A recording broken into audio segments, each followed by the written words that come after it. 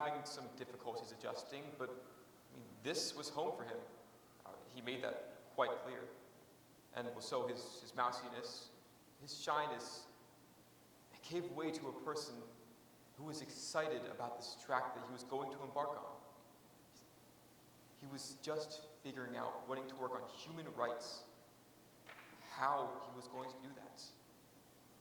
I mean, and when that happens, this person begins to bloom a little bit. He was starting to say things like, wow, there are opportunities here. There are things I can do in this world. I can be important.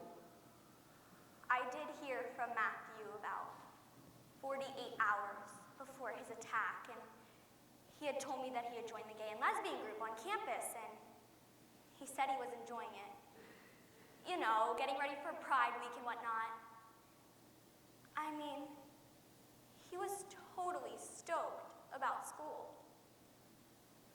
Yeah, he was really happy about being there.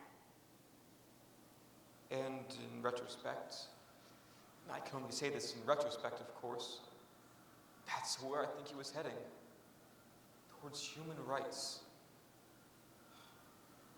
which only adds to the irony and the tragedy of this.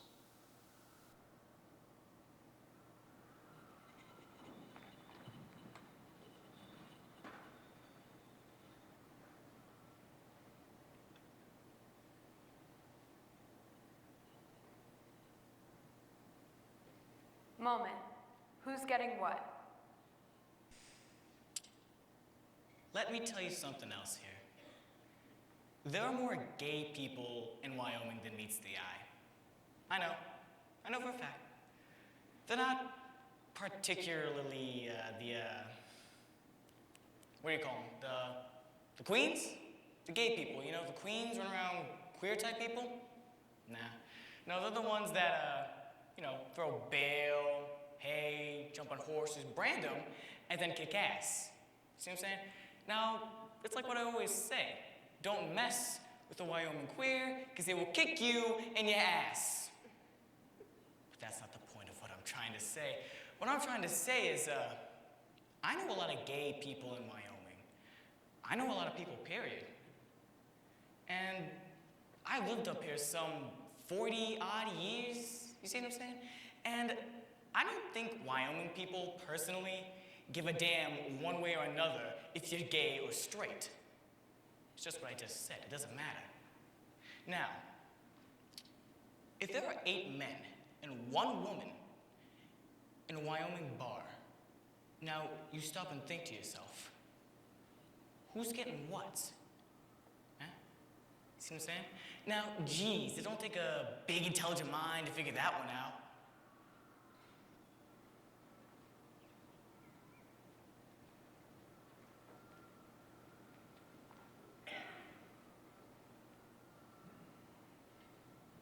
Moment.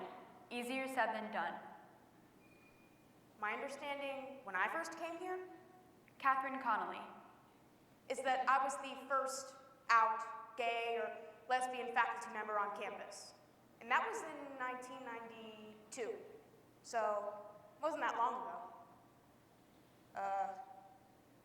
I was asked in my interview what my husband did, so I came out then. Do you want a funny story? So, when you first get here as a new faculty member, there was all these things you have to do. So, I was in my office, and I noticed that this woman called.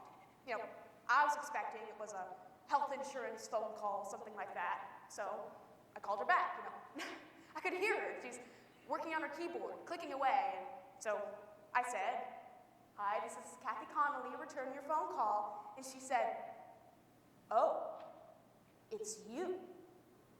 And I thought, this is bizarre. And she said, I hear you're gay. I hear you are. And I said, uh-huh. And she said, I hear you came as a couple. Oh, I'm one too. No, not a couple, just a person. So she was a kind of lesbian was coming and wanted to come meet me immediately. And she later told me that there were other lesbians she knew who wouldn't be seen with me, that I would irreparably taint them. You know, just to be seen with me could be a problem. When I came here, I knew it was going to be hard, as a gay man. Jonas Slonaker. But I kept telling myself, people should live where they want to live. And there would be times I would go down to Denver and I would go to gay bars and people would ask me where I'm from. And I'd say, Laramie, Wyoming. And I met so many men down there from Wyoming, so many gay men who grew up here. And they're like, I can't live here anymore. How can anyone live there? I gotta get out. Grr, grr, grr, grr, grr.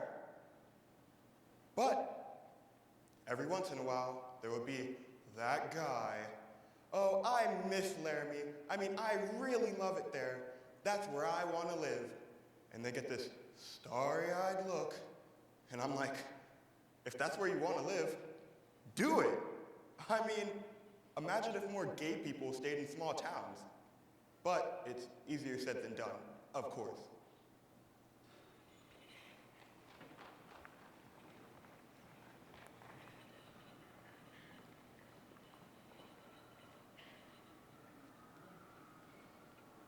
Moment. Journal entries. Well, today, we are moving from our motel and heading for the Best Western. Moises Kaufman. My only hope is that it's a better Western. Amanda Grodich. Today, we divided up to go to different churches in the community. Moises and I were given a Baptist church. We were welcomed into the services by the Reverend standing there at the chapel. This is what I remember of his sermon this morning.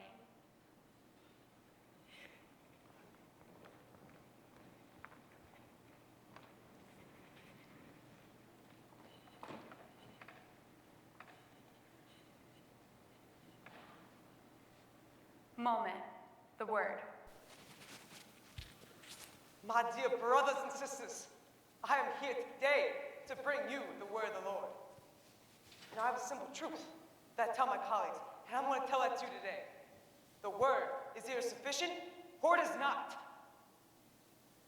Now, scientists tell me that in human history, the world is 5 billion or 6 billion years old. I mean, after all, what's a billion years, give or take?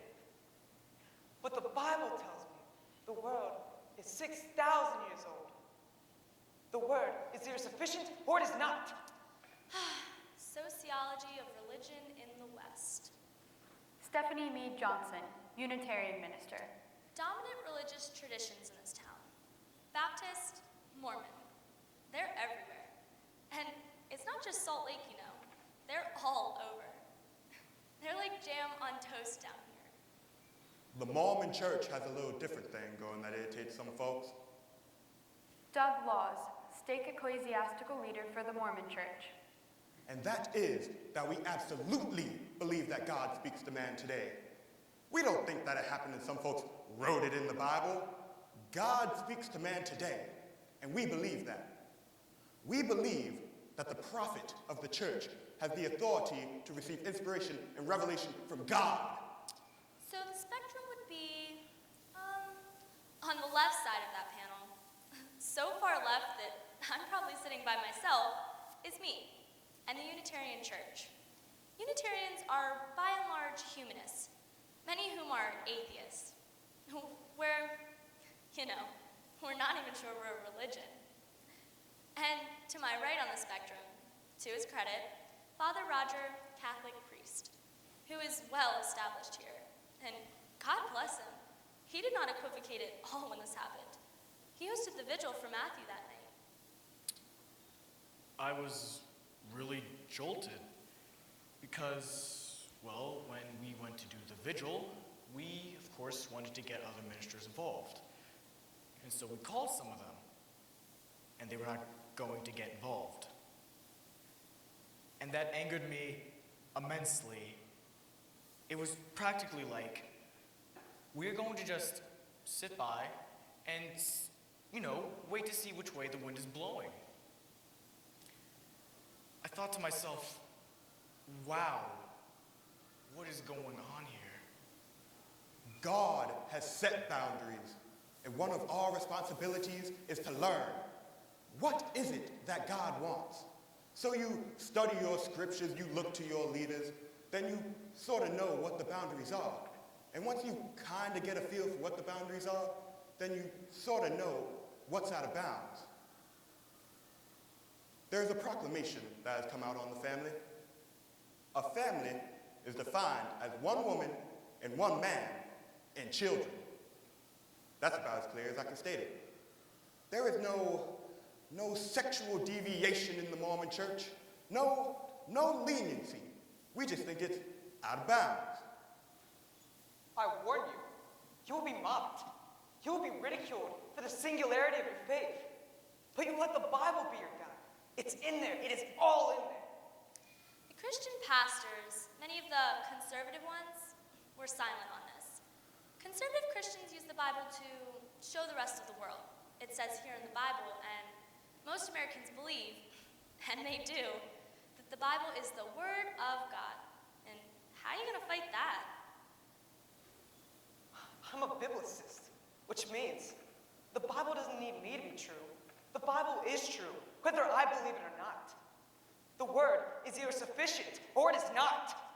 I arrived in Laramie on September 15th. I looked around. Tumbleweed, cement factory, and said, what in the hell am I doing in Wyoming? 3 weeks later, I found out what the hell I was doing in Wyoming.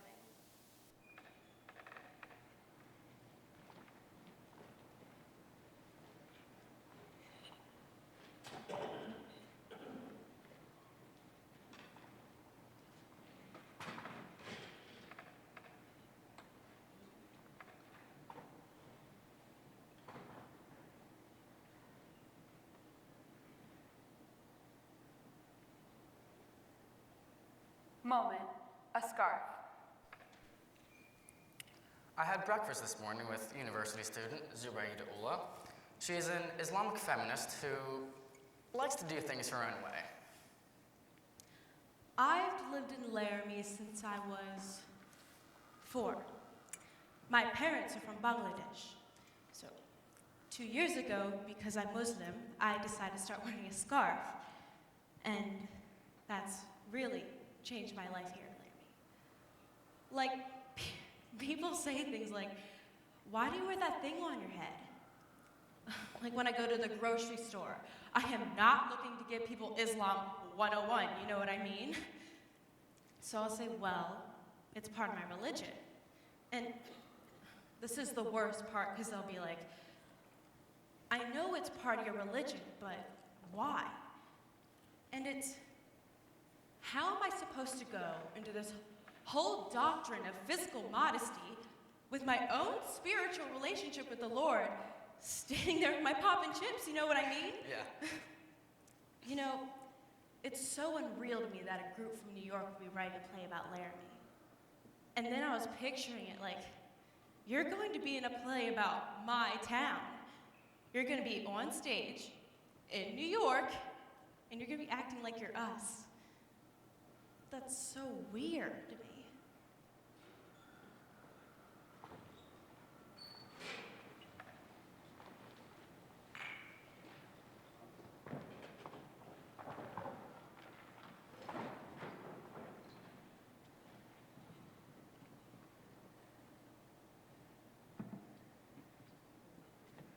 Moment, lifestyle 1. Hello. Yes, hello. My name is Amanda Gronich, and I'm here in Laramie working with a theater company. I went to the Reverend's, your husband's church this past Sunday, and I was extremely interested in talking with him about some of his thoughts on recent events. Well, I don't think that he'll want to talk to you. I mean, he has very biblical views on homosexuality. I mean, he doesn't condone that kind of violence, but he doesn't condone that kind of lifestyle either, you know what I mean? And, you know, he was just bombarded with press after this happened. I mean, the media's been been just terrible about this whole thing. Oh, I know. I understand, really. It must have just been terrible. You know, I think we're all hoping that this just goes away. You know what I mean? Well, do you think I could maybe call back and speak to your husband just briefly? Well, all right, and you can call him back tonight at 9. Okay, thank you. I'll do that.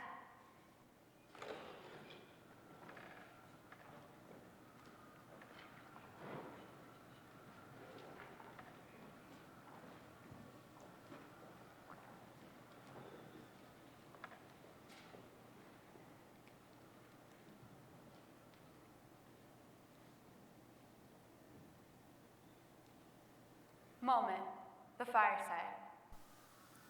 Today, Barbara and I visited the Fireside Bar, which was the last place Matthew was seen in public. The fireside. Definitely feels like a college bar, a couple of pool tables, stage area for karaoke night. Yet, still a few regulars in the late afternoon, hardly the college crowd. First person we talked to was Matt Mickelson, the owner. My great-great-grandfather moved here in 1862. He built Laramie's first opera house here. It was called Old Blue Front. And in 1870, Louisa Grandma Swain cast the first woman's ballot in any free election in the world. And that is why Wyoming is known as the Equality State.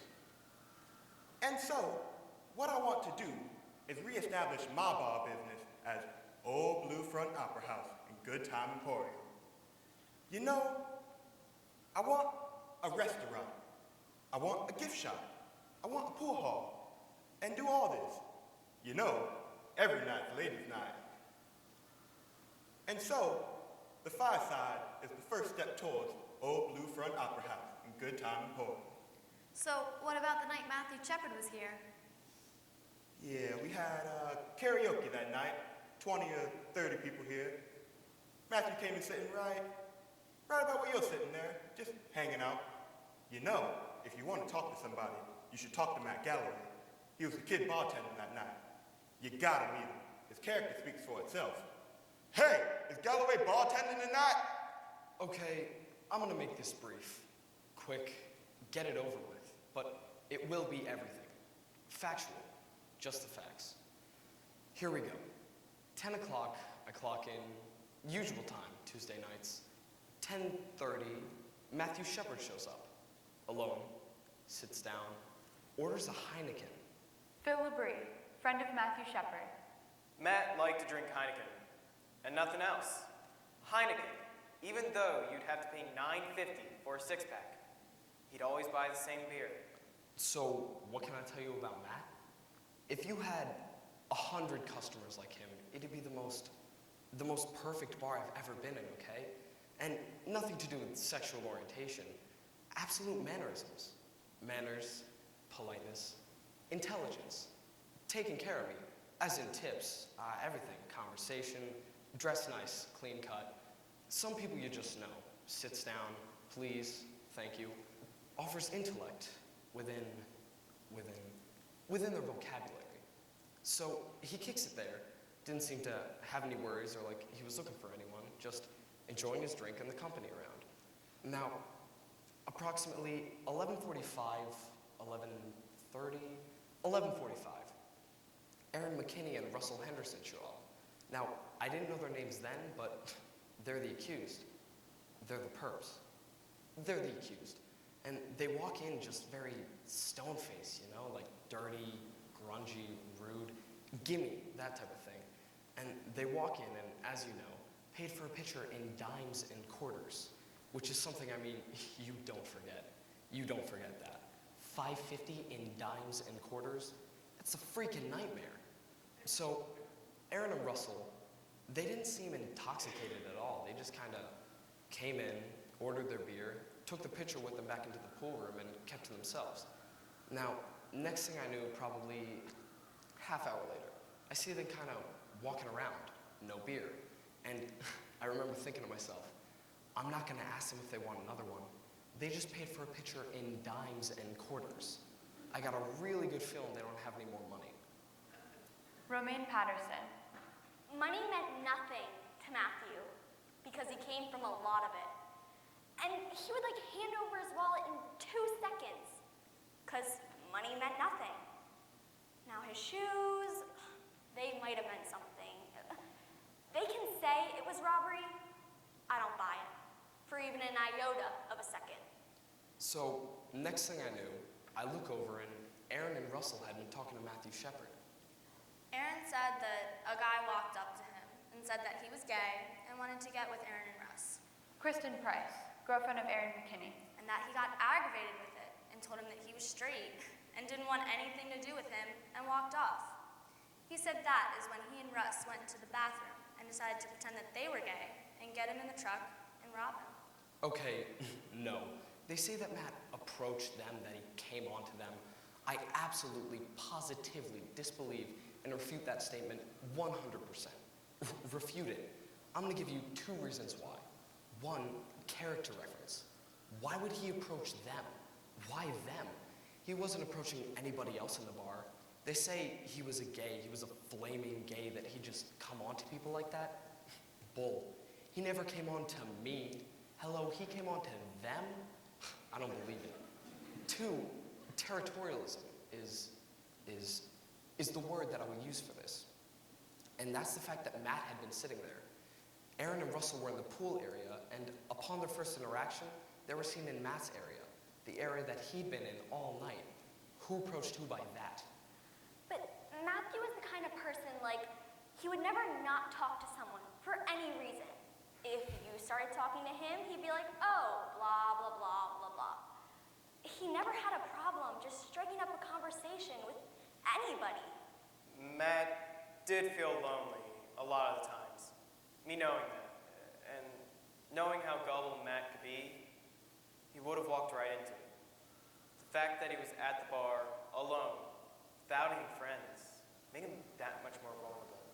So, the only thing is, and this is what I'm testifying to, because I'm basically like the key eyewitness in this case.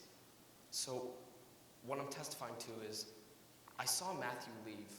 I saw 2 individuals leave with him. Now, I didn't see their faces, but I saw the backs of their heads.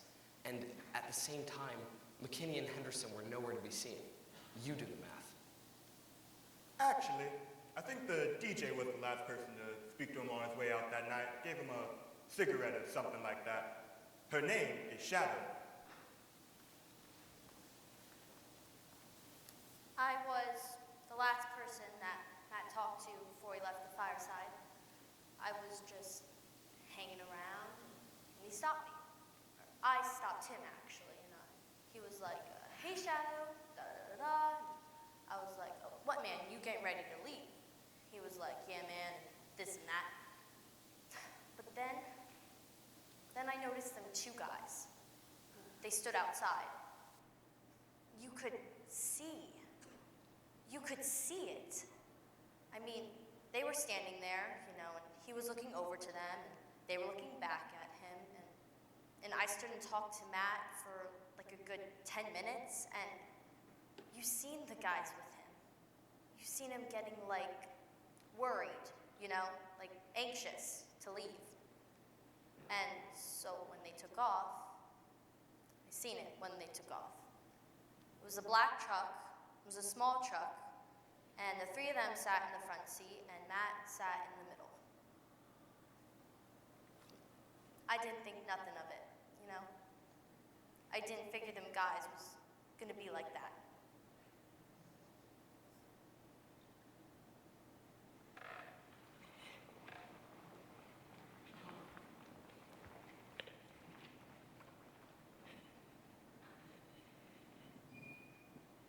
Moment. McKinney and Henderson, a friend of Aaron McKinney. I mean, I've known Aaron a long time. I mean, Aaron was a good kid. I liked Aaron a lot, and that's why I was so shocked when this happened. I was like, well, I know he was living out far in his trailer house, is what he told me, you know, with his girl. They they only just started dating last summer, but, you know, they must have gotten pregnant as soon as they started dating, because, you know, they had the kid. Only 21 years old, running around with a kid. But, you know, it's the type of person Aaron was. I mean, he always dressed in the big clothes, like the Tommy Hilfiger and the Polo and Gucci, but, you know, at the time I knew him, Aaron was just a young kid, trying to fit in. You know, acting tough and acting cool, but, you know, he could get in his face about it, and he'd back off, like some sort of a scared little kid. Sherry Annenson. Russell was just so sweet. He was the one who was the Eagle Scout.